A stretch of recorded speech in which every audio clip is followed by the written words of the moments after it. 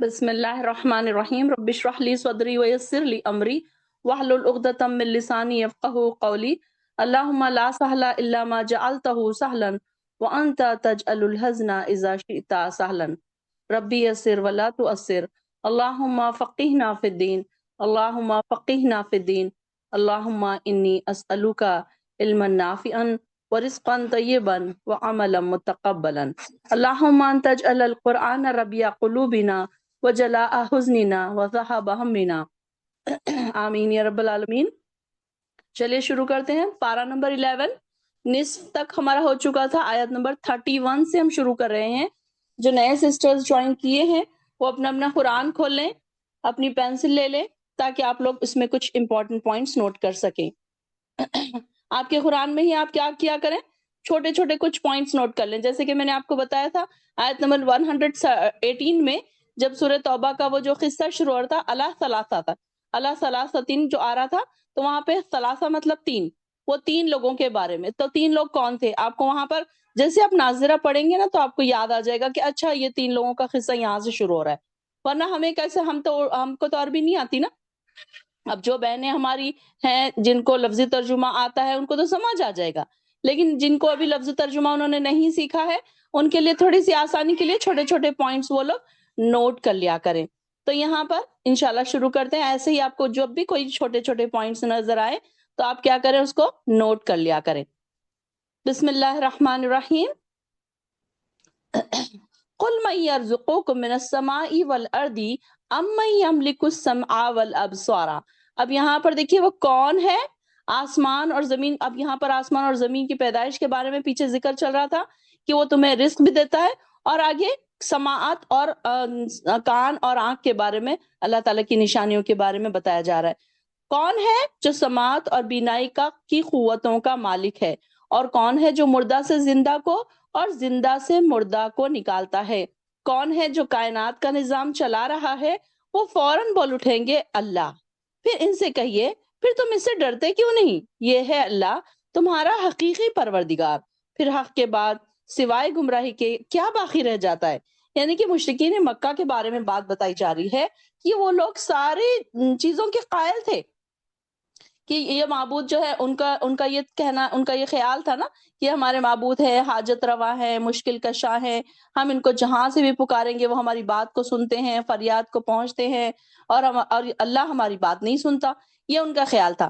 پھر بعد میں جب ان سے یہ سوال کیا جائے کہ یہ کون ہے جو تمہاری بات، تمہارے کان کے اور تمہارے سننے کی اور بینائی کی، سماعت اور جو سننے کی طاقتوں کا مالک کون ہے، تو وہ کہتے تھے اللہ ہے۔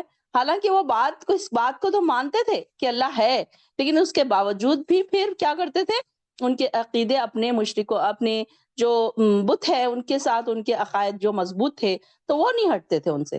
تو یہاں پر ان کی بات کہی جا رہی ہے کہ ان کو یہ پوچھا جائے اگر تو وہ فوراً بول اٹھیں گے اللہ۔ تو پھر ان سے کہا جا رہا ہے کہ پھر تم ڈرتے کیوں نہیں ہو؟ افلا تتقون، یہ ہے اللہ تمہارا پروردگار، پھر حق کے سوا کوئی گمراہی کے کیا باقی رہ جاتا ہے؟ پھر تم کہاں بہکائے جا رہے ہو؟ فَأَنَّىٰ تُصْرَفُونَ، یعنی کہ انسان بھٹک رہا ہے نا، اگر گناہوں کے دلدل میں انسان جاتا جا رہا ہے تو کیا ہے، وہ بھٹک رہا ہے۔ وہ اسی طرح آپ کے پروردگار کی بات ان بد کرداروں پر سچ ہو گئی، وہ کبھی ایمان نہیں لائیں گے۔ آپ ان سے پوچھئے تمہارے شریکوں میں کوئی ایسا بھی ہے جو تخلیق کی ابتدا بھی کرتا ہو پھر اسے دوبارہ بھی پیدا کر سکتا ہو؟ یعنی کہ اللہ تعالیٰ کے علاوہ یہ کام کوئی نہیں کر سکتا کہ پہلی بار بھی پیدا کرے اور دوبارہ بھی پیدا کرے۔ یعنی کہ جب کوئی سرے سے کوئی چیز ہی نہیں تھی تب اللہ تعالیٰ نے انسان کو پیدا کیا، اور اس کے بعد پھر دوبارہ اس کو مرنے کے بعد پھر اس کی ہڈیاں ساری گھل جائیں گی، سب کچھ قبر میں چلا جائے گا، اس کے بعد پھر کیا ہوگا کہ پھر وہ اس کو دوبارہ پھر اس کو پیدا کرے گا اللہ تعالیٰ۔ تو یہ اللہ کے سوا اور کوئی نہیں کر سکتا۔ پھر تم یہ کس الٹی راہ پر چلائے جا رہے ہو؟ آپ ان سے پوچھئے تمہارے شریکوں میں کوئی ایسا بھی ہے جو حق کی رہنمائی کر سکے؟ آپ کہیے اللہ ہی حق کی رہنمائی کرتا ہے، بھلا وہ حق جو حق کی طرف رہنمائی کرے وہ اتباع کا زیادہ حقدار ہے، یعنی کہ پیروی کا زیادہ حقدار ہے، اور جو خود بھی راہ نہیں پا سکتا یہ اللہ یہ کہ اسے راہ بتلائی جائے۔ پھر تمہیں کیا ہو گیا ہے کہ تم کیسے فیصلے کرتے ہو؟ حقیقت یہ ہے کہ اس میں سے اکثر لوگ صرف گمان کے پیچھے چل رہے ہیں. یعنی کہ گمان کیا ہے؟ صرف اندازے کہ اگر یہ ہوتا تو یہ ہوتا، انہوں نے ہماری بات مانی ہوگی، یہ ہم ان کے پاس گئے تھے. اب مشرکین کو یہی ہے نا کہ ہم وہاں گئے تھے اور فلاں ہم درگاہ پر گئے تھے تو ہماری مراد پوری ہو گئی. یہ کیا ہے؟ ان کا گمان ہے، صرف ان کا خیال ہے نا، اور صرف ان کو تو پکا نہیں پتا کہ ہم کہاں، ہماری دعا کیسے قبول ہوئی، ہمارے یہ ساری جو مرادیں ہیں یہ کیسے بر آ گئیں، یہ ان کو نہیں پتا. لیکن وہ ان کا صرف خیال ہے، گمان ہے، اور وہ ان کے بارے میں بتایا جا رہا ہے کہ یہ صرف گمان کے پیچھے جا رہے ہیں، حالانکہ گمان حق کے مقابلے میں کسی کام نہیں آ سکتا. بے شک اللہ خوب جانتا ہے جو کچھ یہ کر رہے ہیں. قرآن ایسی چیز نہیں جسے اللہ کے سوا کوئی اور بنا سکے.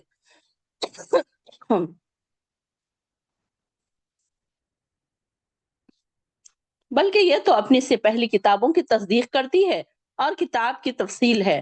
اس میں کوئی شک نہیں کہ رب العالمین کی طرف سے نازل کیا ہوا ہے. یہ کتاب لا ریب فیہ من رب العالمین.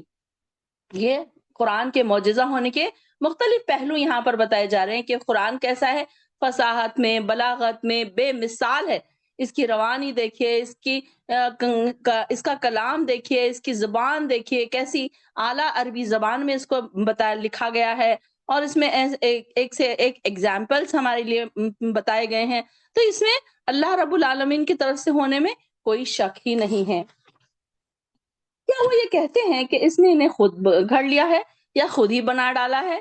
آپ ان سے کہیے اگر تم اس بات میں سچے ہو تو تم بھی ایسی ہی کوئی صورت بنا لاؤ اللہ کے سوا، جس کو تم مدد کے لیے بلا سکو تو بلا لو. اب یہاں پر مشرکین مکہ کو ایک چیلنج دیا جا رہا ہے، کیونکہ یہ لوگ ہمیشہ اس بات کا انکار کرتے تھے نا کہ اس طریقے سے کہ کوئی ایسی کتاب یہ نبی نے خود اسے گھڑ لیا ہے، اس طریقے کی باتیں کرتے تھے. تو یہاں پر مشرکین مکہ کے اعتراض کے جواب میں اللہ تعالیٰ نے کئی متعدد مقامات پر اس کو چیلنج کیا ہے ان لوگوں کو کہ اگر تمہارے خیال کے مطابق آپ صلی اللہ علیہ وسلم نے اس کو خود ہی گھڑ لیا ہے تو تم بھی ہمت آزمائی کر لو، تم بھی کیا کرو، کوشش کرو کہ تم بھی اس کو بناؤ، اس طریقے کی کوئی ایک آیت ہی بنا کر دکھا لو. تو یہ الگ الگ مقامات پر ہم نے دیکھا کہ اس طریقے کے الفاظ آئیں گے، یعنی کہ ان کو ایک چیلنج ان کو کیا گیا مشرکین مکہ کو. بلکہ انہوں نے اس چیز کو جھٹلا دیا جس کا وہ اپنے علم سے احاطہ نہ کر سکے تھے. ابھی تک اس کا مال سامنے ہی نہیں آیا، یا اس طرح ان لوگوں نے بھی جھٹلا دیا جو ان سے پہلے تھے. پھر دیکھ لو ظالموں کا انجام کیسے ہوا. اور ان میں سے کچھ تو ایسے ہیں جو اس قرآن پر ایمان لاتے ہیں اور کچھ نہیں لاتے. آپ کا پروردگار ان مفسدوں کو خوب جانتا ہے. اگر وہ آپ اب یہاں پر دیکھیے قرآن پر ایمان لانا مومن کے لیے سب سے بنیادی، ہم نے جو پہلے دیکھا تھا کہ ایمان کے جز میں سے یہ بھی ہے کہ قرآن پر ایمان لانا. اور قرآن پر ایمان کیسا ہے؟ اب یہ تو ہر مسلمان کہے گا کہ ہاں بھائی میں تو قرآن پر ایمان لاتا ہوں. قرآن پر ایمان لانا سے مراد یہ ہے کہ قرآن کو پڑھ کے اس کو سمجھنا اور اس پر عمل کرنا. یہ نہیں ہے کہ بس اس کو پڑھتے رہنا چاہے سمجھ آئے یا چاہے نہ آئے. ہم کیا کرتے ہیں جنرلی، ہمارا طریقہ آج تک ہمارا طریقہ یہی تھا. جب تک ہم کلاسوں سے نہیں جڑے تھے تو ہمارا طریقہ کار کیا تھا کہ ہم قرآن کو ناظرہ پڑھتے تھے، سمجھ کچھ نہیں آتا تھا. تو آپ یہ طریقہ نہیں ہے. قرآن پر ایمان لانے کا مطلب یہاں پر کیا ہے کہ قرآن کو پڑھ کر اس کو سمجھنا. اب یہ دیکھیں نا کہ ہم کو پتا چل رہا ہے کہ کون کون سی آیتوں میں کیا کیا چیزیں بیان کی جا رہی ہیں. ماشاءاللہ سے ہماری جو بہنیں ہیں اب وہ سمجھنے لگی ہیں، آیتوں کو سمجھنے لگی ہیں، غور و فکر کرنے لگی ہیں، تدبر کرنے لگی ہیں. تو یہ ساری چیزیں ہم کو قرآن پر کو سمجھنے کے بعد یہ ساری چیزیں آئی. تو قرآن پر ایمان لانا کیا ہے؟ دل کی نظر سے، دل کی گہرائیوں سے، آنکھوں کے بعد دل سے بھی وہ ہمارے دلوں تک بھی اترنا چاہیے. یہ نہیں کہ صرف ہم آنکھوں سے اس کو پڑھ رہے ہیں، بلکہ یہ دل تک اترے گا جب کہیں لوگوں کے دلوں پر اثر کرے گا. اب دیکھیں کہ کل تک ہم اس کو صرف آنکھوں سے پڑھتے تھے تو ہمارے دلوں پر کوئی اثر نہیں ہوتا تھا، نہ ہم کبھی روتے تھے، نہ کبھی ہم ہنستے تھے، نہ کبھی ہم خوش ہوتے تھے. آج دیکھیے کہ جب دوزخ کا ذکر آ رہا ہے تو ہمارے رونگٹے کھڑے ہو رہے ہیں، ہماری آنکھوں سے آنسو نکل رہے ہیں. یہ کیسے ہوا؟ یہ اس وقت ہوا جب ہمارے دلوں پر یہ قرآن اثر کرا. اور اثر کیسے کیا؟ جب ہم اس کو سمجھنے لگے، جب اس کی آیتوں کو ہم کھول کھول کر اس کی ڈیٹیل میں ہم جانے لگے، تب ہمیں یہ ریئلائز ہوا کہ یہ قرآن میں کیا بتایا جا رہا ہے، کب دوزخ کا ذکر آ رہا ہے، کب جنت کا ذکر آ رہا ہے، یہ ہمیں کل تک کہاں پتا تھا۔ آج ہمیں سمجھ آ رہا ہے کہ اچھا اس میں جنت کا ذکر چل رہا ہے، اچھا ہمیں دوزخ کا ذکر بتایا جا رہا ہے، تو ہمارے دلوں پر اثر ہو رہا ہے۔ تو قرآن ایسے پڑھنا ہے، قرآن پر ایمان لانے کا مطلب صرف یہ نہیں ہے اب یہ تو ہر مسلمان کہے گا ہاں میں تو قرآن پر ایمان لاتا ہوں، ظاہر ہے کوئی بھی یہی کہے گا۔ کون ایسا شخص ہے مسلمان جو یہ کہے گا کہ نہیں نہیں میں قرآن پر ایمان نہیں لاتا؟ کوئی بھی نہیں ایسے، بھلے ہی اس کو پڑھنا آتا ہے بھلے اس کو پڑھنا نہ آتا ہو۔ کئی ہمارے پاس ایسے بھی لوگ ہیں جن کو قرآن نہیں آتا، مسلمان ہیں، مسلمان گھروں میں پیدا ہوئے، لیکن آپ دیکھیے کہ کئی لوگ ایسے ہیں کہ جن کو قرآن پڑھنا ہی نہیں آتا۔ کئی پرانے لوگ ایسے ہیں جنہوں نے پڑھنے کی کوشش بھی نہیں کی، اب وہ یہ سوچتے ہیں کہ اب ہم بوڑھے ہو چکے ہیں اب ہم کیا پڑھیں۔ لیکن قرآن پڑھنے کی کوئی عمر نہیں ہوتی۔ آج دیکھیے کہ ہماری کلاس میں ٹین ایجز سے لے کر 60+ 70+ تک کی خواتین موجود ہیں کہ یہ پڑھ رہے ہیں، سیکھ رہے ہیں، نوٹس بنا رہے ہیں، اس کی کوئی عمر نہیں ہوتی۔ تو یہ کوشش کرنے کی بات ہے۔ ہم دنیا کے کاموں کی، دنیا کی ڈگریوں کے لیے تو اتنی محنتیں کرواتے ہیں بچوں سے، بچے خود بھی کرتے ہیں۔ اور آج ہمارے پاس وہ بہت ہی خوش قسمت بچیاں ہیں جن کو تو میں واقعی میں ان کو سلام کرتی ہوں اور ان کی بہت زیادہ ان کو ویلکم کرتی ہوں اپنی کلاس میں، کہ جو بچیاں ہیں اور وہ خوشی سے اس کلاس میں آئی ہیں، کیونکہ وہ بہت گاڈ گفٹڈ ہوتے ہیں جو اس کلاس میں آتے ہیں۔ مطلب یہ کہ اسپیشلی بچیاں، کیونکہ ینگ جنریشن کا اس طرف انٹینشن نہیں ہوتا زیادہ تر، ان کا تو انجوائمنٹ، گھومنا پھرنا، موبائل میں دوسری چیزیں دیکھنا اور اسنیپس وغیرہ، انسٹاگرام، یہی ساری چیزوں میں آج کل ہمارے بچے بزی ہیں۔ تو دیکھیے کہ آج کل یہ ساری چیزوں کو بولنا نہیں پڑتا، بلکہ کلاس کو جانے کے لیے جس کو اللہ تعالیٰ پسند کر لے، جس کو اللہ تعالیٰ چن لے، وہ اپنے شوق سے اپنے موبائل سے کلاس جوائن کرتے ہیں۔ بہت کم ہوتے ہیں، میں سمجھتی ہوں کہ 10% ہوں گے کہ جو شوق سے قرآن کی کلاس جوائن کرتے ہوں گے، وہ بھی بچیاں اسپیشلی۔ تو ہمارے پاس ہے کچھ ایسی بچیاں، واقعی تعریف کے قابل ہیں وہ بچیاں، کہ جو اس ایج میں قرآن کی طرف آ گئی۔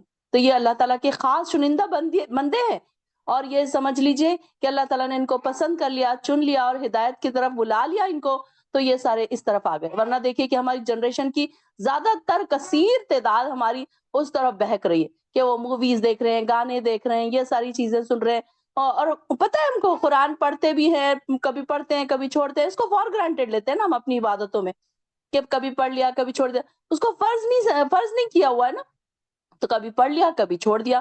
تو رمضانوں میں کبھی پڑھ لیا تو کبھی جمعے کے دن پڑھ لیا، لیکن اس کو کوئی ایسی پابندی سے تو نہیں پڑھتے۔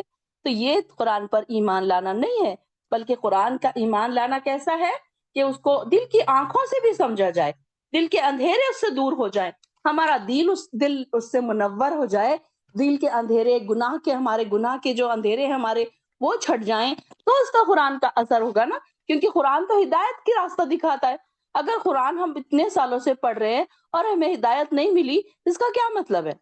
اس کا مطلب یہ ہے کہ ہم نے اسے کبھی سمجھنے کی کوشش بھی نہیں کی، اور نہ ہم نے اسے سمجھا، اور نہ ہم نے یہ سوچا کہ ہم اسے کیسے سمجھیں۔ اب یہ دیکھیے کہ کہیں نہ کہیں آپ کو اللہ تعالیٰ نے ہدایت دے دی، اور کہیں نہ کہیں آپ یہاں سے آ کے جڑ گئے، اس کلاس سے جڑ گئے۔ چلیے آج اس کلاس سے نہ بھی جڑے ہوں، کوئی اگر دوسری کلاسوں سے بھی جڑ گئے، تو دیکھیے اللہ تعالیٰ نے ان کے دل کے اندھیروں کو دور کر دیا، ان کے گناہوں کو مٹا دیا، ان کو ایسے راستوں کی طرف ہدایت دے دی جو جنتوں میں جانے والے ہیں، جو اللہ تعالیٰ کے مقرب بندے بننے والے ہیں۔ تو ایسے راستوں کی طرف اللہ تعالیٰ نے ان کو ہدایت دے دی۔ تو یہ بہت خوش قسمت لوگ ہوتے ہیں، بہت کم لوگ ہوتے ہیں جن کو اللہ تعالیٰ ہدایت دیتا ہے اور چن لیتا ہے اللہ تعالیٰ اپنے بندوں کو۔ اب یہ دیکھیے نا کہ بہت کم لوگ یہاں کتنے ہی ہمارے ایسے کلوز ونس ہیں جن کے بارے میں ہم تڑپتے ہیں کہ وہ اس طرف آئیں، لیکن وہ کہاں ہیں اس وقت؟ کوئی جم میں گیا ہے، کوئی بیوٹی پارلر میں گیا ہے، کوئی پارٹیز منا رہا ہے، کوئی شاپنگ کر رہا ہے، اس طریقے سے انہوں نے اپنے آپ کو بزی کر کے رکھا ہے۔ اگر آپ ان کو کہیں تو کہیں گے نہیں نہیں آج تو ہم بزی ہیں، نہیں نہیں آج تو ہمارا نہیں ہوگا، آج تو ہمارا۔ اور جو یہاں پر بہنیں بیٹھی ہیں، انہوں نے اپنے سارے کام بازو رکھے اور پہلے کلاس کے لیے وہ دوڑ کر چلے آئے۔ تو اللہ تعالیٰ کس کو زیادہ اجر دے گا؟ کس کا اللہ تعالیٰ کے پاس زیادہ مقام ہوگا؟ آپ خود سوچ لیجئے۔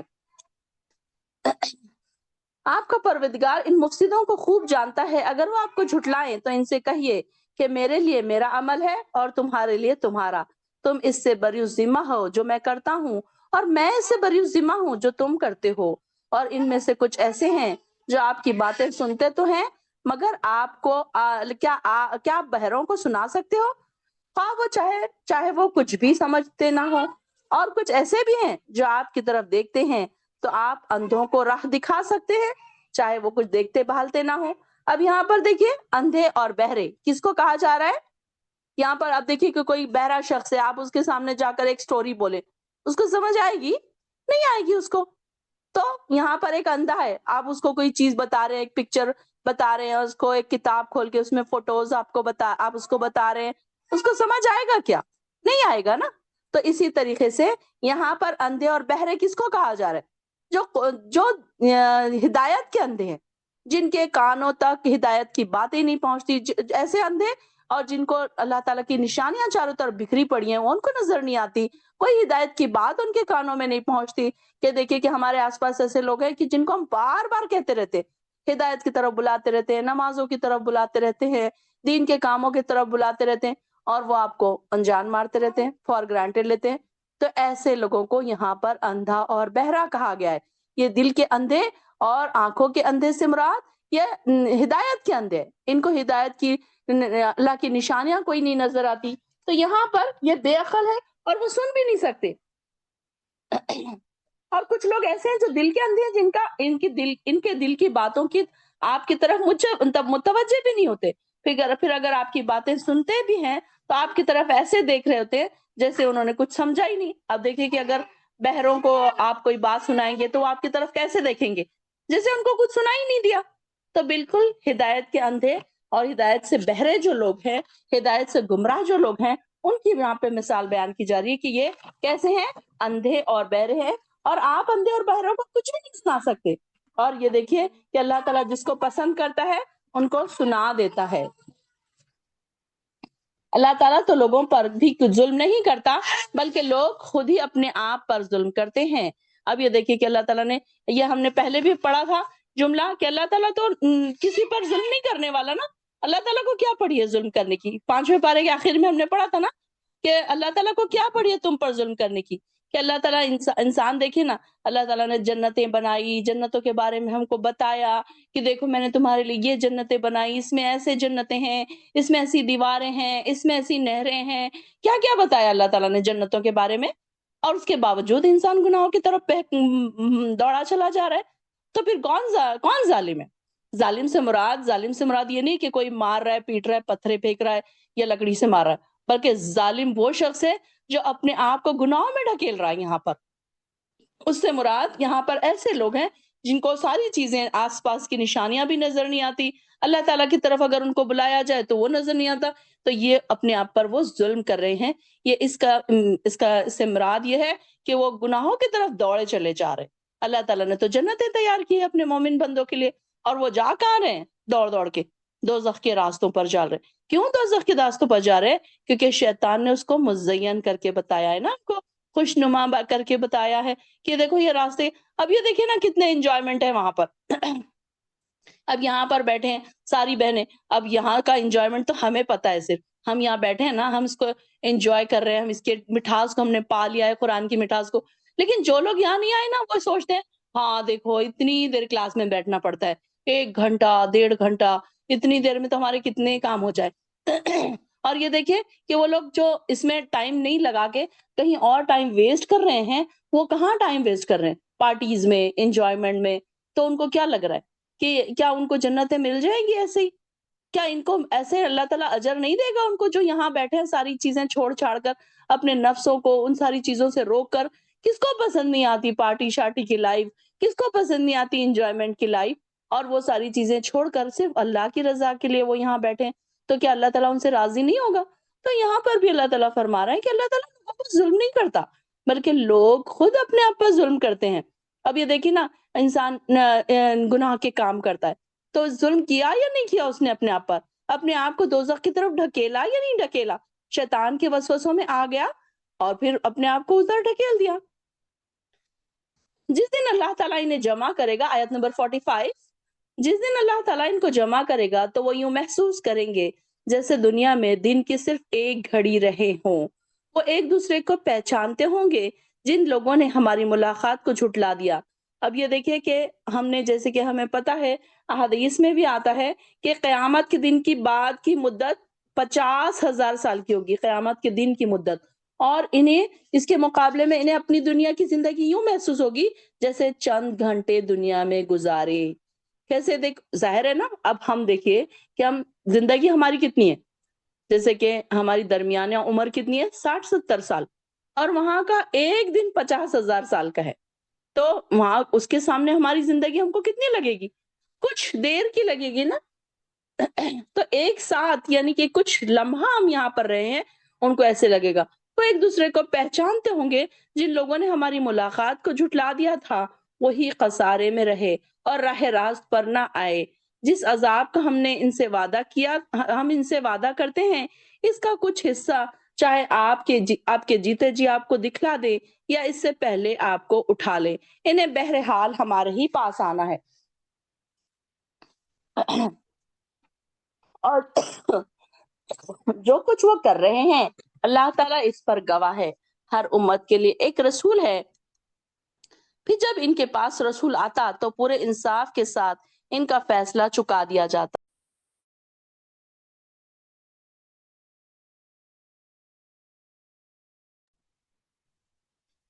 اور ان پر ظلم نہیں کیا جاتا. اور وہ پوچھتے ہیں کہ اگر تم سچے ہو تو جو دھمکی تم ہمیں دے رہے ہو وہ کب پوری ہوگی؟ آپ ان سے کہیے مجھے تو اپنے نفع نقصان کا بھی کچھ اختیار نہیں, جو اللہ کی اذن سے ہوگا, مشیت سے ہوگا. ہر امت کے لیے مہلت کی ایک مدت ہے. جب ان کی یہ مدت پوری ہو جاتی ہے تو پھر ایک گھڑی کی دیر بھی باقی نہیں رہتی. یعنی کہ جب قیامت کا ٹائم آ جائے گا تو پھر کیا ہوگا؟ ایسے نہیں ہوگا کہ اچھا فرشتے تھوڑی دیر رک گئے یا پھر ابھی ٹائم ہے یا تھوڑے دیر کے بعد ہوگی, نہیں, بلکہ اللہ تعالیٰ نے جس وقت وہ گھڑی رکھی ہے وہ وقت آ کر ہی رہے گا. اور چاہے وہ اس کے لیے کوئی کچھ بھی نہیں کر سکتا, چاہے جو بھی آپ کر لیں تو وہ نہ ایک گھڑی آگے بڑھے گی نہ ایک گھڑی پیچھے ہٹے گی. آپ ان سے پوچھئے ذرا سوچو تو, اگر تم پر اللہ کا عذاب رات کو یا دن کو آ جائے تو پھر مجرم لوگ آخر کس چیز کی جلدی مچا رہے ہیں؟ کیا جب وہ عذاب واقع ہو جائے گا تو اس وقت تم ایمان لاؤ گے؟ اب تمہیں یقین آیا جبکہ اس کے لیے تم جلدی مچا رہے تھے. پھر ظالموں سے کہا جائے گا اب دیکھو عذاب, اب عذاب کا مزہ چکھو. یہ تمہیں ان کاموں کا بدلہ دیا جاتا ہے جو تم کرتے رہے ہو. اور وہ آپ سے پوچھتے ہیں کہ یہ واقعی سچ ہے؟ آپ ان سے کہیے میرے پروردگار کی قسم یہ بالکل سچ ہے. اگر تم اسے روک نہیں سکتے, جب کسی نے بھی ظلم کیا ہوگا تو اس کے پاس روئے زمین کی دولت بھی ہو تو اس عذاب سے بچنے کے لیے دینے پر آمادہ ہو جائے گا. یعنی کہ دنیا کی دولت انسان کیا کرے گا؟ دینے پر تیار ہو جائے گا کہ یہ ساری دولت لے لو مگر مجھے اس عذاب سے بچا لو. اور جب وہ عذاب دیکھیں گے تو اپنی ندامت کو چھپائیں گے. ان کا فیصلہ پورے انصاف سے کیا جائے گا اور ان پر کچھ ظلم نہ ہوگا. سن لو جو کچھ آسمانوں اور زمین میں ہے سب اللہ ہی کا ہے.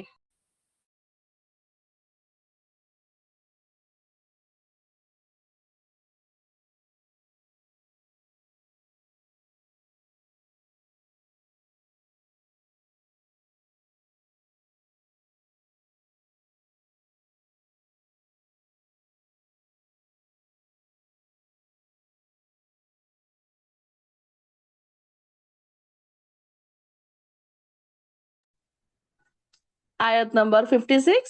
سن لو جو کچھ آسمانوں اور زمین میں ہے سب اللہ ہی کا ہے. سن لو اللہ کا وعدہ سچا ہے مگر اکثر لوگ جانتے نہیں. وہی زندہ کرتا ہے اور مارتا ہے اور اس کی طرف تم لوٹ کر جاؤ گے. لوگو تمہارے پاس تمہارے پروردگار کی طرف سے نصیحت آ چکی. یا ایھا الناس قد جاءتکم موعظۃ من ربکم وشفاء لما فی صدوری. تو یہاں پر دیکھیے کہ اللہ تعالیٰ کی طرف سے ایک نصیحت بھی آ گئی. نصیحت کیا ہے؟ یہ قرآن کی 4 صفات یہاں پر بتائی جا رہی ہیں. انڈر لائن کر لیجئے آپ لوگ کہ قرآن کی 4 صفات کیا کیا ہے؟ موعظہ, شفا اور ہدن اور رحمت. ہدایت بھی ہے, رحمت بھی ہے, نصیحت بھی ہے اور شفا بھی ہے. یہ ساری چیزیں اس آیت میں قرآن کی 4 صفات بیان کی گئی ہیں. پہلی صفت کیا ہے؟ موعظہ مطلب نصیحت, جو انسان کی توجہ کو دنیا سے ہٹا کر اللہ کی یاد اور روز آخرت کی طرف پلٹا دیتی ہے، اور اسی طریقے سے دلوں میں بھی ایک رغبت پیدا ہو جاتی ہے۔ تو یہاں پر یہ بات 4 چیزیں ہماری بتائی جا رہی ہیں کہ ایک تو یہ کہ قرآن کو شفا بھی کہا گیا ہے، کہ قرآن کی کوئی بھی آیتیں آپ پڑھ کر قرآن کی کچھ آیتوں کو بھی، جیسے کہ رقیہ ہے، رقیہ بیماریوں، دل کی بیماریوں کا علاج بھی ہے، شرک کا علاج ہے، اس میں حسد اور بغض کا علاج ہے، بہت ساری بیماریوں کا بھی اس میں علاج ہے، تو یہ شفا کا بھی کام کرتا ہے۔ جو شخص قرآن پڑھتا ہے، اس پر عمل کرتا ہے، تو یہ اس کے دل سے یہ ساری چیزیں نا دور ہو جاتی ہے۔ آپ دیکھیے کہ اللہ بذکر اللہ تطمئن القلوب، یہ بھی ہم نے پڑھا نا قرآن میں، انشاءاللہ آگے پڑھیں گے ہم۔ تو کیا ہے، جب انسان قرآن پڑھتا ہے تو اس کے دل کو سکون آتا ہے۔ کئی لوگوں کے آپ دیکھیں گے کہ ڈپریشن دور ہوئے ہیں، کئی لوگوں کے یہاں پر جو لوگ ایسے پریشان حال ہیں، اینزائٹی اور ڈپریشن اور بیماریاں کئی لوگوں کی صرف قرآن کی وجہ سے دور ہو گئی ہیں۔ تو یہاں پر قرآن کی 4 صفات بتائی گئی ہیں کہ ایک تو کیا ہے، نصیحت ہے۔ دیکھیے کہ ہم پتہ چل رہا ہے نا، ہم ہر آیت پڑھ رہے ہیں تو ہم کو کہیں نہ کہیں کوئی نہ کوئی ایسی بات ہمیں ملتی ہے جو ہماری زندگی کو سدھارنے کے لیے یا ہمیں ہدایت دینے کے لیے کافی ہو جاتی ہے۔ جیسے کہ ہم نے دیکھا کہ نماز کیسی پڑھنی چاہیے، صبر کرنا ہمیں آ گیا، نماز میں خشوع اور خضوع آ گیا، تقوی ہمارے اندر آ گیا، ایمان کا لیول ہمارے اندر بڑھ گیا۔ اب یہ دیکھیے کہ قرآن کو سمجھ کر پڑھنے کے بعد یہ سارے چینجز ہمارے دلوں پر ہوئے ہیں نا۔ آپ لوگ خود آبزرو کیجئے کہ ہم پہلے جو تھے، ہم جو پڑھتے تھے، کیا پڑھتے تھے ہم؟ کچھ بھی نہیں سمجھ آتا تھا، کوئی نصیحت ہمارے دلوں پر اثر نہیں کرتی تھی، کیوں؟ کیونکہ سمجھ ہی نہیں آتا تھا نا۔ اب جب ہم اس کو سمجھ کر پڑھنے لگے ہیں تو یہ ہمارے دلوں پر نصیحت چھوڑ رہی ہے کہ کوئی نہ کوئی ہمیں نصیحت مل رہی ہے کہ ہمیں ایسے نہیں کرنا چاہیے، ڈونٹس اینڈ ڈوز ہمیں پتا چل رہے ہیں اس کے بارے میں۔ تو یہ ساری چیزیں کیسی ہوئی؟ سمجھنے کے بعد، قرآن کو سمجھ کر پڑھنے کے بعد یہ ساری چیزیں ہوئی۔ اور پھر اس کے بعد شفا، دیکھیے کہ بہت سارے لوگوں کو بیماری میں اس سے اللہ تعالیٰ نے رقیہ کی آیتیں بھی بتائی گئی ہیں کہ اس سے بھی کوئی بیماریوں میں شفا ہوتی ہے، کئی بیماریوں میں اس کو بخار کی دعا بتائی گئی ہے، بچوں کو نظر بد کی دعا بتائی گئی ہے، کئی چیزوں کی ہمیں دعائیں بھی بتائی گئی، آپ صلی اللہ علیہ وسلم نے دعائیں بھی سکھائی ہے۔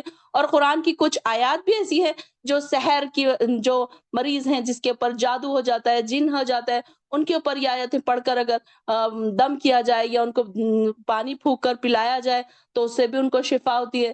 تو قرآن انسانی زندگی کے ہر شعبے میں اس کی پوری طریقے سے رہنمائی بھی کرتا ہے۔ اور اس کے بعد یہ دیکھیے کہ ہدایت اور رحمت بھی ہے کہ کیسے ہدایت ہے۔ اللہ تعالیٰ سے ہم نے سورہ فاتحہ میں پڑھا تھا نا، اہدنا الصراط المستقیم، تو اللہ تعالیٰ نے سورہ بقرہ میں ہم کو فوراً کہہ دیا ذالک الکتاب ھدی للمتقین، کہ فوراً ہمیں بتا دیا کہ یہ متقین کے لیے ہدایت کا راستہ ہے۔ اور جب ہم نے تو یہ پڑھ لیا کہ ہدایت کا راستہ ہے، لیکن جب ہم ایک ایک آیت پر سے گزر رہے ہیں تو ہمیں پتا چل رہا ہے کہ کیسے یہ ہمیں ہدایت دے رہا ہے، کیسے لوگوں کے دل چینج ہو گئے، کیسے لوگوں کی زندگیاں چینج ہو گئی ہیں یہاں بیٹھنے کے بعد۔ دیکھیے کہ آپ نے خود غور کیا، بہت ساری بہنوں نے اپنے ایکسپیرینس ہمیں بتائے کہ کیسے ان لوگوں کی زندگیوں میں بہت سارے چینجز آ گئے قرآن کو پڑھنے کے بعد، قرآن کو سمجھنے کے بعد، تو پھر یہ ہدایت ہو گئی نا ہمارے لیے۔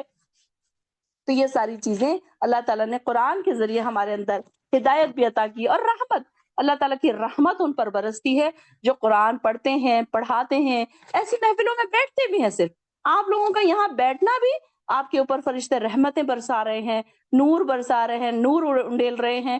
کتنی بڑی بات ہے کہ آپ صرف خاموشی سے بیٹھ کے سن رہے ہیں، لیکن آپ بھی اللہ تعالیٰ آپ کو بھی دیکھیے کہ کتنا اس کا ریوارڈ دے رہا ہے، کہ ایسے نہیں کہ کوئی محنت کرنی ہے یا کوئی آپ کو بھوکو رہنا ہے یا پیاسے رہنا ہے یا آپ کو سال بھر کے روزے رکھنا ہے یا آپ کو بہت چلے کاٹنا ہے، نہیں، کچھ بھی نہیں، بلکہ بہت ہی آرام سے فلیکسیبل طریقے سے ہم بیٹھے ہیں آرام سے۔ اللہ تعالیٰ نے ایسے دین میں ہم کو کوئی سختیاں بھی نہیں رکھی کہ یہ سختی تم کو کرنی پڑے گی، یہ تم کو بھوکا رہنا پڑے گا، یہ تم کو پیاسا رہنا پڑے گا، یہ تمہاری پسندیدہ ساری چیزیں چھوڑنا پڑے گا، نہیں، بلکہ ہر چیز اللہ تعالیٰ نے ہماری فلیکسیبلٹی کے حساب سے بنائی ہے۔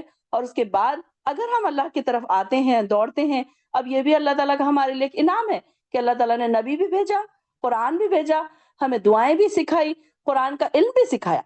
اب یہ دیکھیں کہ ہم میں سے کئی ایسے مسلمان ہیں، بڑا برا لگتا ہے کچھ لوگوں سے مل کے نا، کہ انہوں نے قرآن کبھی نہیں پڑھا، انہوں نے قاعدہ کبھی نہیں پڑھا، کیونکہ کبھی اسکول نہیں گئے۔ ایسے بھی ہمارے کوئی بوڑھے ہیں ہمارے آس پاس لوگ جن کو قرآن نہیں آتا، اب وہ ان کے بچوں کا یہ کام ہے کہ ان کو قرآن پڑھائے، یا کوئی مولوی لگائے یا کوئی ٹیچر، لیڈی ٹیچر ان کے لیے لگائے جو ان کو قرآن سمجھائے. ایسا ضروری نہیں ہے کہ ماں باپ سے ہی بچوں کی پوچھو گی، بلکہ بچوں سے بھی ماں باپ کی پوچھو گی. اگر ماں باپ کو پڑھنا نہیں آتا ہے، دادا دادی کو پڑھنا نہیں آتا ہے، تو یہ بچوں کا کام ہے، ان کے نسلوں کا کام ہے جو پڑھے لکھے ہیں، ان کا یہ کام ہے کہ ان کے لیے کوئی نہ کوئی ایسے طریقے ڈھونڈے یا کوئی اسباب ان کے لیے پیدا کرے کہ وہ پھر سیکھ سکیں، تاکہ آپ سے بھی سوال نہ ہو. جب ہم قرآن پڑھ رہے ہیں، جب ہم سیکھ رہے ہیں، تو اب ہمارے اوپر بھی کیا لازم ہے کہ نیکی کی طرف بلائیں. پڑھا نا ہم نے پیچھے کہ ہر مسلمان پر یہ فرض ہے کہ ہم نیکی کی طرف بلائیں. اگر ہمارے گھر کے کوئی لوگ ایسے ہوں جو قرآن نہیں پڑھنا نہیں جانتے یا نماز پڑھنا نہیں جانتے، تو کیا ہم سے سوال نہیں پوچھا جائے گا کہ تم تو جانتے تھے، تم نے کیوں نہیں انہیں سکھایا؟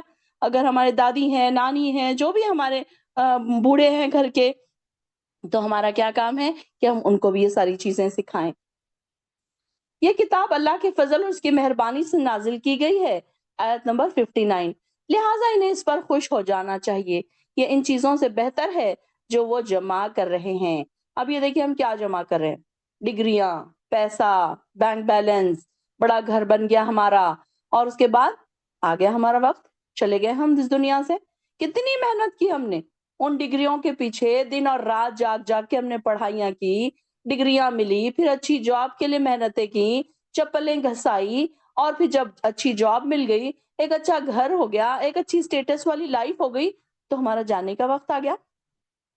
تو اس کا مطلب تو یہ ہوا کہ وہ جو جمع کر رہے تھے وہ ایسی چیز تھی جو ختم ہو جانے والی تھی بہت جلد. لیکن جنہوں نے دین کے ساتھ یہ ساری چیزیں اکٹھا کی اور انہوں نے پھر اس کو فار گرانٹیڈ لیا، تو لیکن ان کے لیے تو اللہ تعالیٰ نے پھر وہاں پر بھی ان کے انعامات رکھے. اور جب وہ جائیں گے تو ان کا کتنا اچھا ویلکم ہوگا، ان کو فرشتے ویلکم کریں گے، ان کے وہاں پر جنتوں سے ان کے لیے کفن لایا جائے گا، کیونکہ انہوں نے اپنے آپ کو صرف دنیا کے لیے نہیں تھکایا تھا، انہوں نے اللہ تعالیٰ کے لیے بھی اپنے آپ کو تھکایا تھا، انہوں نے عبادتوں میں بھی اپنے آپ کو تھکایا تھا، انہوں نے ایسی چیزوں کے لیے اپنے آپ کو تھکایا تھا جس سے اللہ تعالیٰ ان سے راضی ہو گیا.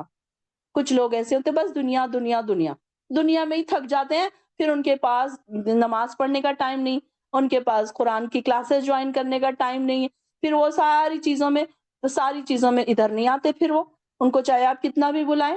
تو یہ انہوں نے کیا چیزیں جمع کی، وہ ساری چیزیں جو ختم ہو جانے والی تھی، اور انہوں نے اتنی محنتیں کی، اب جا کر پیچھے سے ان کے بچے لڑ رہے ہیں، جائیدادوں پہ لڑائی جھگڑے ہو رہے ہیں، اب وہ گھر اتنا بڑا شاندار بن گیا، بینک بیلنس انہوں نے چھوڑ کر چلا گیا ایک شخص مرنے والا، اور اس کے پیچھے سے اس کی اولادیں لڑ رہی ہیں.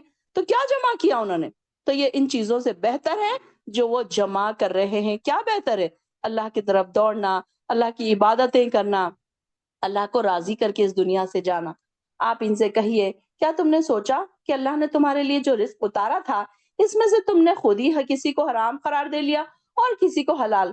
کیا اللہ نے تم کو اس کی اجازت دی تھی یا تم اس پر جھوٹ باندھتے تھے؟ اب یہاں پر، اور جو لوگ اللہ پر جھوٹ باندھتے ہیں، ان کا قیامت کے دن کیا متعلق کیا خیال ہے؟ اللہ تو سب لوگوں پر مہربان ہے، لیکن اکثر لوگ شکر ادا نہیں کرتے.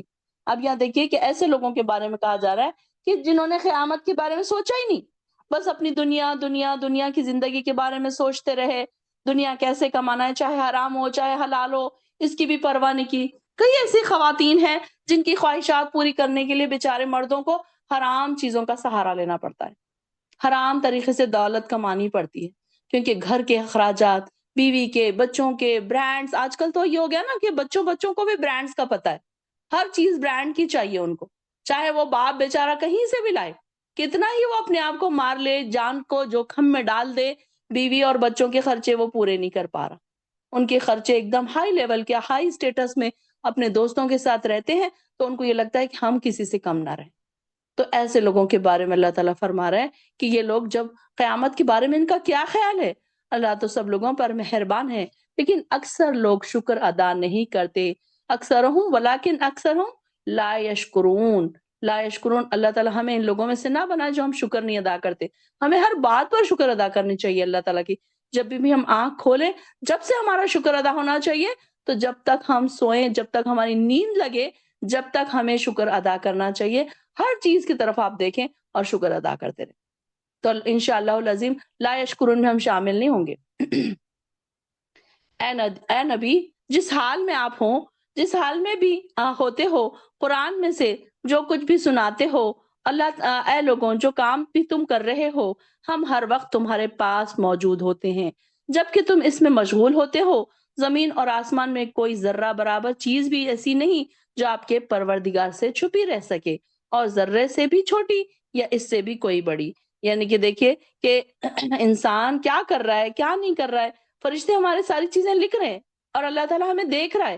کوئی انسان یہ نہ سوچے کہ اللہ تعالیٰ ہمیں نہیں دیکھ رہا، بلکہ اللہ تعالیٰ ہمیں ہر حال میں دیکھ رہا ہے کہ کھا رہے ہیں، پی رہے ہیں، سو رہے ہیں، کس سے مل رہے ہیں، کس سے بات کر رہے ہیں۔ آج کل سوشل میڈیا کا دور ہے، موبائل میں انسان کیا کر رہا ہے۔ آج کل کی نیو جنریشن کونے میں چھپ کر بیچارے والدین کو، ماؤں کو تو پتا بھی نہیں ہے کہ آج کل کہاں سے کہاں سوشل میڈیا میں کیا کیا چیزیں ہیں جو بیچاروں کو پتا بھی نہیں کہ وہ ان تک پہنچ بھی نہیں سکتے۔ اگر وہ بچوں کا موبائل لے لیں تو ان کو پتا بھی نہیں کہ اس میں وہ کیا کر رہے تھے، وہ دیکھ بھی نہ سکیں۔ یہ حال ہے آج کل۔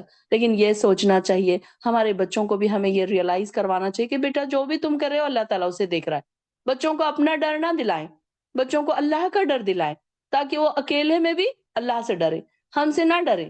کہ یہ ہوگا کہ اگر ہم سے ڈریں گے تو فار دا ٹائمنگ ہم سے چھپ جائیں گے، لیکن اللہ سے وہ چھپ نہیں سکتے۔ یہ ان کو ریئلائز کرائیں کہ کیسے، کہ اللہ تعالیٰ تو ہر جگہ دیکھ رہا ہے۔ اگر کوئی اپنے بیڈ روم میں اپنے بلینکٹ میں اگر کوئی موبائل میں کچھ دیکھ رہا ہے، اسے کون دیکھ رہا ہے؟ اللہ تعالیٰ اسے دیکھ رہا ہے، اس کے فرشتے اس کا لکھ رہے ہیں کہ وہ کیا کر رہا ہے۔ یہ ساری چیزیں لکھی جا رہی ہیں، ہر لمحہ ہمارا ہم کیا کر رہے ہیں، ہمارے دل میں انٹینشن کیا ہے، کیا چیز دیکھنے سے ہمارا کیا انٹینشن ہے، کس سے ہماری چیٹنگ چل رہی ہے۔ آج کل نوجوان نسلیں خواہ مخواہ کے ان سے چیٹنگ کر رہی ہے، ان کو ڈر کسی کا نہیں ہے۔ ان کو ہم نے ڈر کس کا دلایا؟ ماں باپ کا ڈر دلایا نا، والد کا ڈر دلایا، ماں کا ڈر دلایا، اللہ کا ڈر نہیں دلایا ہم نے۔ اگر وہ اللہ سے ڈرتے ہوتے تو اکیلے میں بھی گناہ نہ کرتے۔ اور اپنے بچوں کے لیے یہ ضرور دعا کیا کریں کہ اللہ ہمارے بچوں کی تنہائیوں کو پاک کر دے، اللہ ان کی تنہائیوں کو کے گناہوں سے ان کو بچا لے۔ اللہ تعالیٰ میں ان کو تیرے حفظ و امان میں دیتی ہوں، اللہ میں ان کو نہیں دیکھ سکتی، اللہ میں ان پر نظر نہیں رکھ سکتی، تو ان پر نظر رکھ، تو ان کے لیے بس، میں تو بے بس ہوں، میں تو مجبور ہوں اللہ۔ بچوں کے آج جو جنریشن کی تباہ جو ہو رہی ہے نا جنریشن، تو ان کے لیے بہت ضروری ہے کہ وہ کیا کرے، ان کو پھر اس طریقے سے ہم اللہ کے حفظ و امان میں چھوڑ دیں۔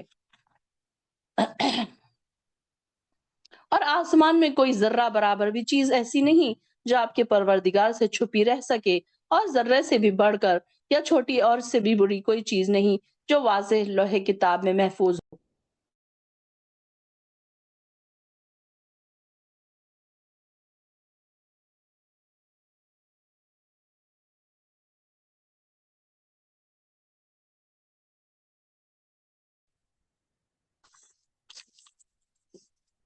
آیت نمبر 62، سن لو اللہ کے دوست، لا الا ان اللہ ان اولیاء اللہ لا خوف علیہم ولا هم یحزنون۔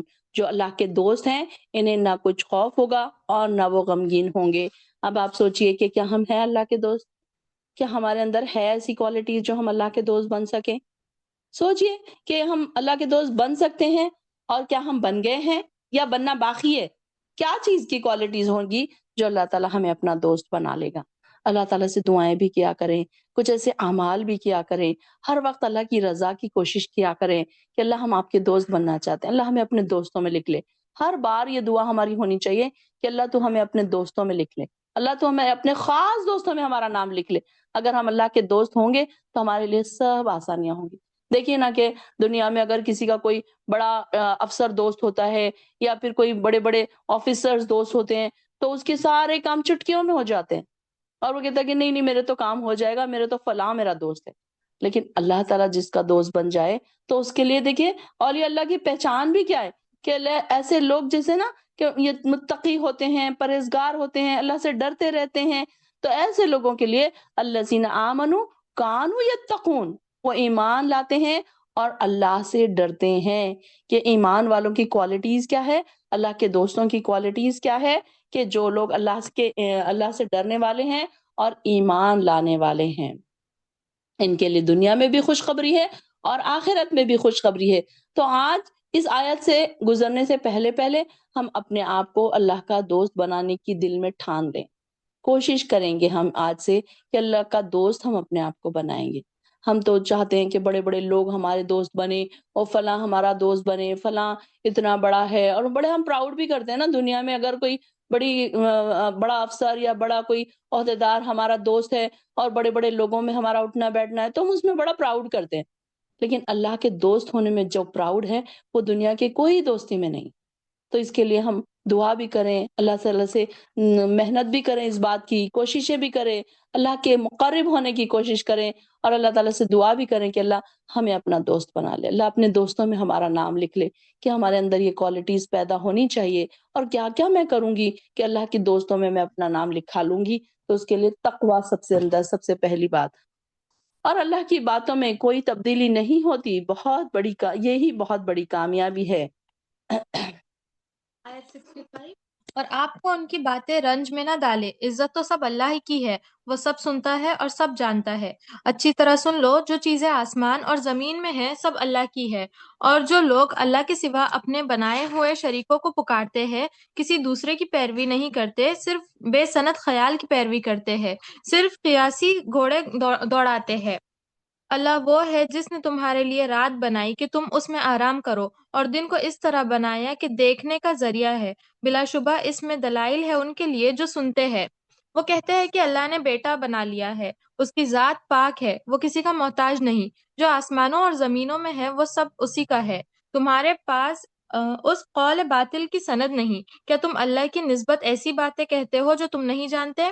آپ فرما دیجئے کہ جو اللہ پر جھوٹ باندھتے ہیں وہ کامیاب نہیں ہوں گے۔ یہ فائدہ ہے صرف دنیا کے لیے، پھر ہم ان کو ہماری ہی طرف لوٹنا ہے، پھر ہم ان کو ان کے کفر کے بدلے سخت سزا چکھائیں گے۔ اور آپ ان کو نوح کا قصہ پڑھ کر سنائیے، جب انہوں نے اپنی قوم سے کہا تھا، اے میری قوم، اگر تم کو میرا رہنا اور اللہ کی آیات سے نصیحت کرنا برا لگتا ہے تو میں اللہ پر بھروسہ رکھتا ہوں، تم اپنے شریکوں سے مل کر اپنی تدبیر پختہ کر لو، اور پھر تمہاری تدبیر میں کوئی شبہ نہ رہے، پھر میرے حق میں کر گزرو اور مجھے مہلت نہ دو۔ پھر اگر تم نے منہ پھیر لیا تو میں نے تم سے کوئی معاوضہ نہیں مانگا، میرا معاوضہ تو اللہ کے ذمے ہے، اور مجھے حکم ہے کہ میں فرمانبرداروں میں سے رہوں۔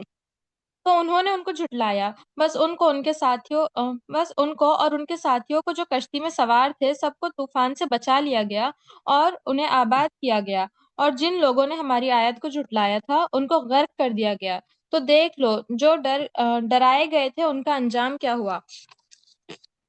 پھر ہم نے نوح کے بعد اور رسولوں کو ان کی قوموں کے پاس بھیجا، تو وہ ان کے پاس کھلی نشانیاں لے کر پہنچے، مگر وہ لوگ ایسے نہ تھے کہ ایمان لے آتے، پر جس کو وہ جھٹلا چکے تھے۔ اس طرح جو حد سے آگے نکل جاتے ہیں ہم ان کے دلوں پر مہر لگا دیتے ہیں۔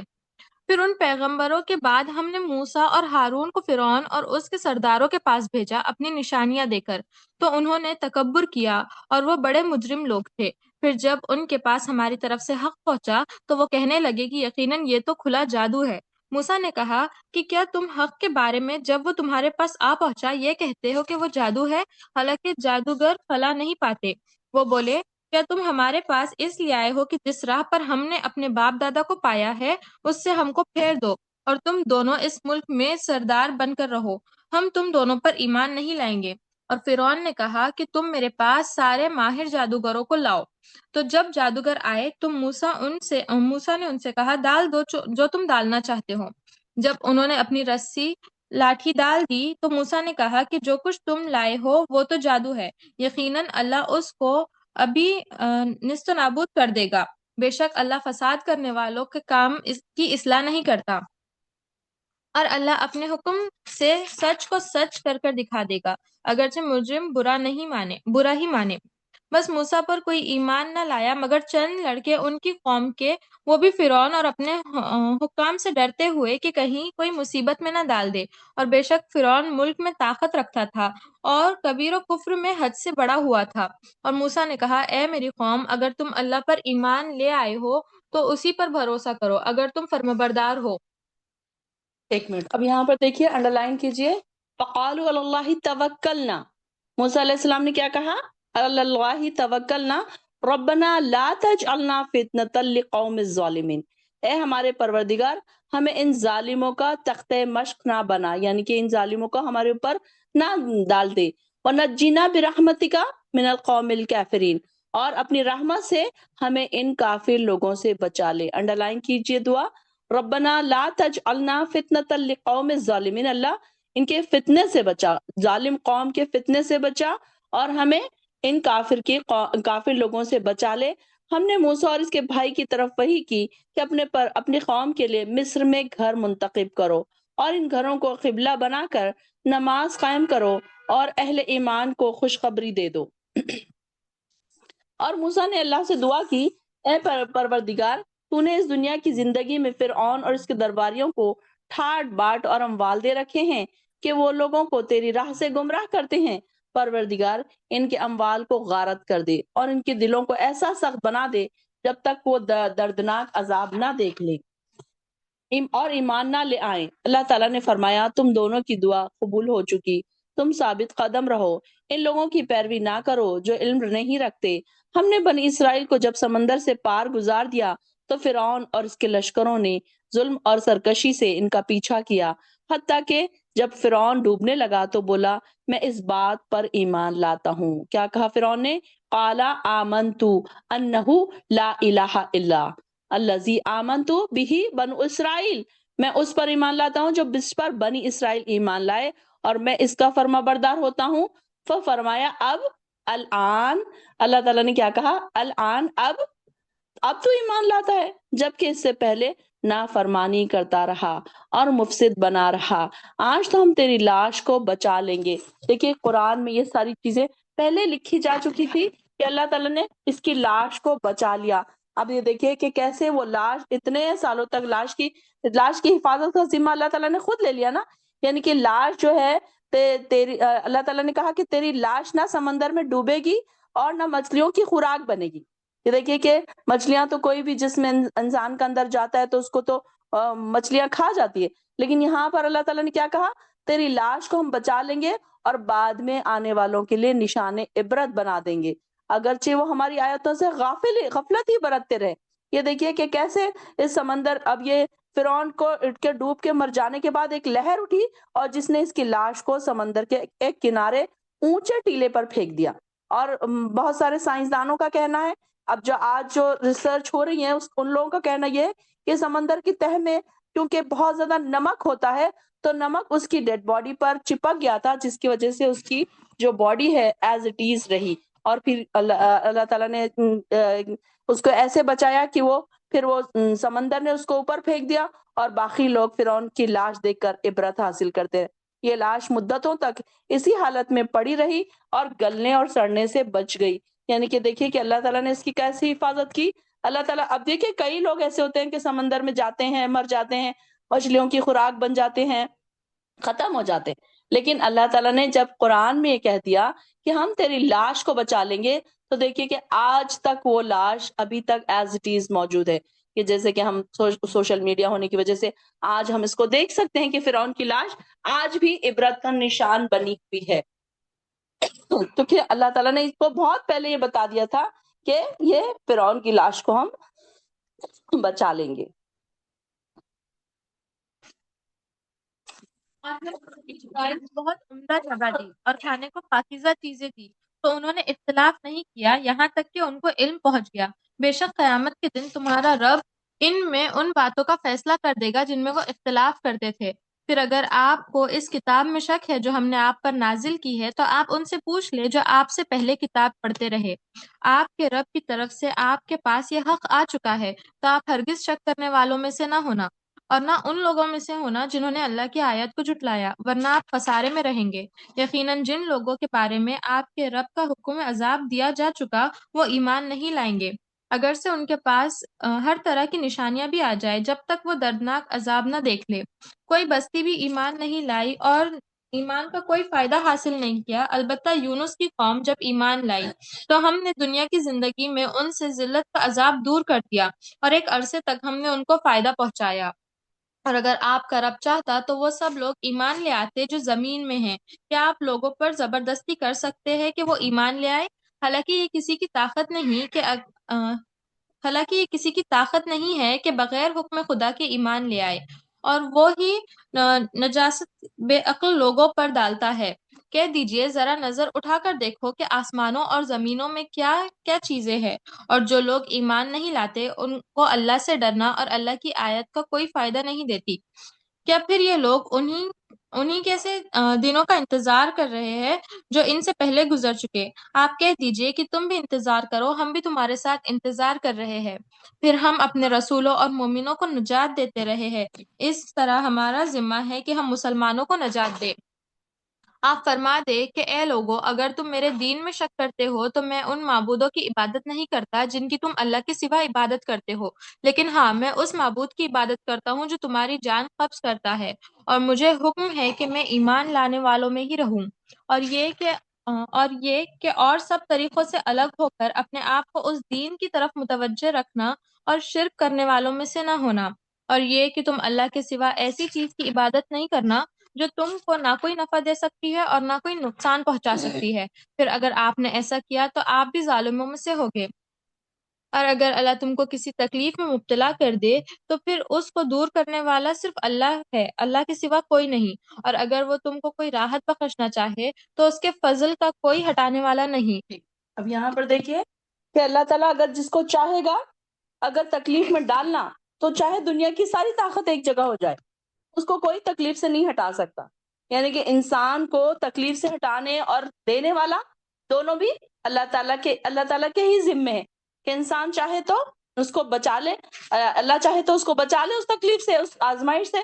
اب ہم کیا سوچتے ہیں کہ نہیں، اگر ہم ایسا کرتے تو ایسا نہ ہوتا، ویسا کرتے تو ویسا نہ ہوتا، لیکن اللہ تعالیٰ کیا فرما رہے ہیں کہ اللہ تعالیٰ اگر چاہے تو اس کو ہٹا بھی سکتے ہیں اور اس کو تکلیف میں مبتلا بھی کر سکتے ہیں۔ نقصان دینے کا اور فائدہ دینے کا ذمہ کس کے ہاتھ میں ہے؟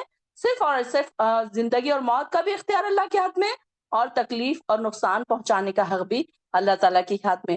تو جب بھی کوئی آزمائش آئے تو ہم یہ نہ سوچے کہ یہ اس وجہ سے آئی ہے، اللہ کی طرف سے آئی ہے، اس بات پر توکل کریں کہ اللہ کے سوا کسی اور کو نہ پکارے جو آپ کو نہ نفع پہنچا سکتے اور نہ نقصان۔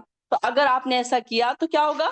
آپ یقیناً ظالموں میں سے ہو جائیں گے، کیونکہ اب یہ والی جو دعا ہے نا، اللہم لا سہل الا ما جعلتہ سہلا، کہ اگر اللہ تعالیٰ آسان کرنا چاہے تو کوئی اس کو مشکل نہیں کر سکتا، اور اللہ تعالیٰ مشکل کر دے تو اسے کوئی آسان نہیں کر سکتا۔ یہ دعا ہمارے لیے ہر شعبے میں کام آ سکتی ہے، جہاں کہیں بھی ہم مشکل میں پھنس جائیں، کیونکہ اللہ تعالیٰ ہی مشکل میں سے نکالنے والا، اللہ تعالیٰ ہی مشکل میں ڈالنے والا ہے۔ تو اگر آپ کو کوئی تکلیف پہنچانا چاہے تو اس کے سوا کوئی اسے دور کرنے والا نہیں، اور آپ سے کوئی بھلائی کرنا چاہے تو کوئی اسے ٹالنے والا بھی نہیں۔ اللہ تعالیٰ اگر بھلائی کا ارادہ کرے تو ساری دنیا ایک طرف ہو جائے تو اللہ تعالیٰ کی جو بھلائی ہے وہ ہمیں پہنچ کر رہے گی۔ اور نقصان کی بھی بات ہے، بیماری کی بھی بات ہے، آزمائش کی بھی بات ہے۔ تو کوئی انسان یہ نہ سوچے کہ اگر ایسا ہوتا تو میں ویسا کر لیتا تو یہ اس سے بچ جاتا، یہ فلاں ڈاکٹر کے پاس جاتا تو وہ اس کی جان بچ جاتی۔ نہیں، بلکہ اس کی جو چیزیں اس کے اوپر لکھی ہوئی ہیں وہ ساری چیزیں ہو کر رہے گی۔ اب یہ مشکل کشا اللہ تعالیٰ ہے، تکلیف دینے والا بھی اللہ تعالیٰ ہے، دور کرنے والا بھی اللہ تعالیٰ ہے۔ تو ہمارا توکل کیسے ہونا چاہیے؟ کوئی تکلیف بھی آئی ہے اللہ کی طرف سے آئی ہے، توکل علی اللہ، کہ اس کو ہٹانے والا بھی کون ہے؟ اللہ تعالیٰ ہے، اور وہ اپنے بندوں میں سے جسے چاہے اپنے فضل سے نوازتا ہے۔ اللہ کا فضل ہمیشہ ہم کو مانگنا چاہیے۔ اللہ تو اپنے فضل کا، اللہ تو ہم پر اپنا فضل کر، اللہ تو ہم پر اپنا خاص فضل فرما، کیونکہ ہم چاہے کچھ بھی کر لیں، اللہ کا فضل اگر ہمارے اوپر نہ ہو تو ہم کوئی چیز کی نیکی کو، کوئی اچھائی کو ہم نہیں پہنچ سکتے، اور وہ بخشنے والا اور رحم کرنے والا ہے۔ آپ کہہ دیجئے لوگوں، تمہارے پاس تمہارے پروردگار کی طرف سے حق آ چکا ہے۔ حق کیا ہے؟ یہ قرآن بھی حق ہے، نبی بھی حق ہے، یہ ساری چیزیں ہمارے پاس آ گئی۔ اب یہ دیکھیں نا کہ اللہ تعالیٰ نے ہمیں اسباب بھی بتا دیے اور کیا طریقے بھی بتا دیے کہ کیا کیا چیزیں ہم کو کرنی چاہیے، کون کون سی چیزوں سے ہم کو اپنے آپ کو بچانا چاہیے، ڈونٹس اینڈ ڈوز ساری چیزیں بتا دیے۔ یہ ساری چیزیں حق ہے جو ہمارے پاس آ چکی ہے۔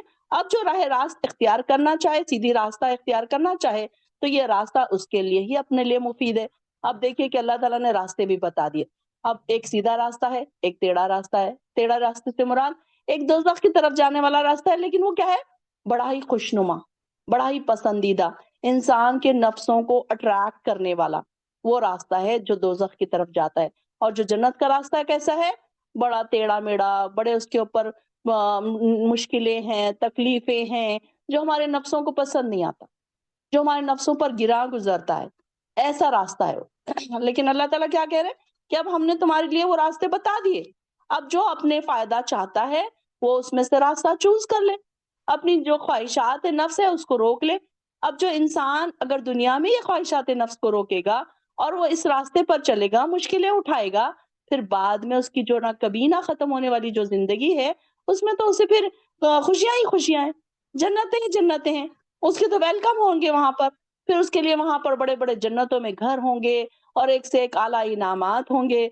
लेकिन उस क्यों? क्योंकि उसने अपने नफ्सों पर तकलीफ उठाई, अपने आप को दुख में रखा, सिर्फ किस लिए? अल्लाह को राजी करने के लिए। तो अल्लाह ताला कह रहे हैं कि ये फ़इन्नमा फ़मन इह्तदा फ़इन्नमा यह्तदी लिनफ्सी, कि जो कोई अब यहाँ पर जो बैठे हैं, ये बैठे हैं किस लिए बैठे हैं? अपने ही नफ्सों के लिए ना, अपने ही आप के लिए। आपका ही इसमें फायदा है, मेरा तो इसमें कोई फायदा नहीं, बल्कि आपका खुद इसमें अपना फायदा है कि आप अल्लाह को राजी कर रहे हैं, आप अल्लाह की रहमतें समेट रहे हैं, आप पर नूर उंडेला जा रहा है। ये सारी चीजें किस लिए मिल रही हैं? कि यहाँ पर आपने सारा कुछ छोड़ छाड़ कर अल्लाह के लिए यहाँ पर बैठे हैं आप। ये हिदायत का रास्ता है जिसको आपने पसंद कर लिया। कई एक लोग हैं जिन्होंने इसको पसंद नहीं किया, कई एक लोग हैं ऐसे जिन्होंने दुनिया को इस पर फौकियत दे दी। वो अपने दुनियावी कामों में बिजी हो गए, वो अपने घर के कामों में बिजी हो गए, वो सोने में, वो एंजॉयमेंट में बिजी हो गए।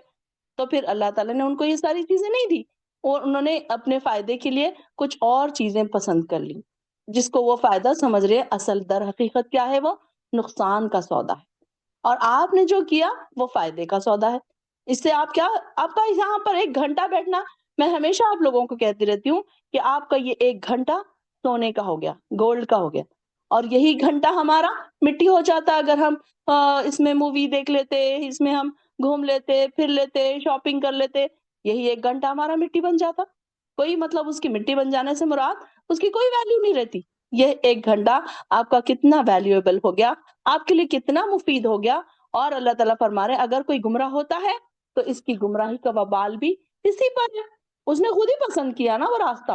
अल्लाह ताला ने तो अब अल्लाह ताला के पास कोई हुज्जत बाकी नहीं रही कि अल्लाह ताला हमें नहीं पता था, अच्छा हमको क्या पता था, हम भी यहाँ आ जाते, हम तो खामखा उधर पड़े रहे। नहीं, अब यहाँ पर अल्लाह ताला ने पहले हक भेज दिया, नबी भेज दिया, हिदायत के रास्ते भेज दिए, कुरान भेज दिया, सारा कुछ बता दिया, अकल व तमीज रख दी हमको। अब ये देखिए कि हम कोई पागल दीवाने नहीं है, हमको अच्छा बुरा सब समझता है। ये इसके बावजूद भी इंसान अगर बहक जाए, गुमराही के रास्तों पर चला जाए, तो फिर इसका जिम्मेदार कौन है? खुद इंसान है। तो अल्लाह ताला फरमा रहे हैं कि इसकी गुमराही का वबाल भी इसी पर है, और मैं तुम्हारा वकील नहीं हूँ। वमा अना अलैकुम बिवकील। आपकी तरफ जो वही की जाती है इसकी इत्तेबा कीजिए और सब्र कीजिए, यहाँ तक कि अल्लाह ताला फैसला कर दे, और वो सबसे बेहतर फैसला करने वाला है। चलिए, यहाँ पर सूरह यूनुस खत्म हो गया है। वाखिर दावाना अल्हम्दुलिल्लाहि रब्बिल आलमीन। अल्लाह ताला हमें नेक तौफीक अता फरमाए, कुरान पर अमल करने की तौफीक अता फरमाए।